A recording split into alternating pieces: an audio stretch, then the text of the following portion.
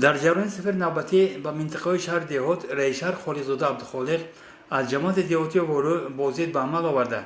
یکجا با مسئولان و متخصصان نخست با رفت کارها در بنیاد بنای مؤسسه تحصیلات میانی رقم 113 شناس شد.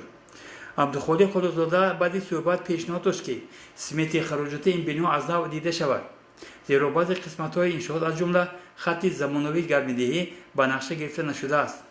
علاقمند به این مسئله به مسئولان دستور سپارشات داده شد. انشاءات دیگری سایه مکتب معارف مؤسسه تحصیلات میانی رقم 60 دهی رکناباد نیز مورد نظر قرار گرفت. اینجا هم تاکید گردید که هر یک انشاءات بخش مکتب معارف باید با نظر داشته همساله زیاد شدن تعداد خوانندگان، تشکیل کابینت‌های فنی، توجه به آموزش فن‌های دقیق، بنیاد و مورد استفاده قرار داده شود، خاصه با نظر داشته آمدی که هر دو بنای مکتب به انشاءات‌های جشنی داخل کرده شدند. در جریان سفر عبدالخالق خالق‌زاده همچنین توجه به از نوسازی آبادی و منفرش نمودن راه سمت دهی مرغدر را اوت بلند نمود. همینجا سپارش داده شد که قسمت باقی‌مانده این راه نیز باید هرچه زودتر با صفت منفرش کرده شود.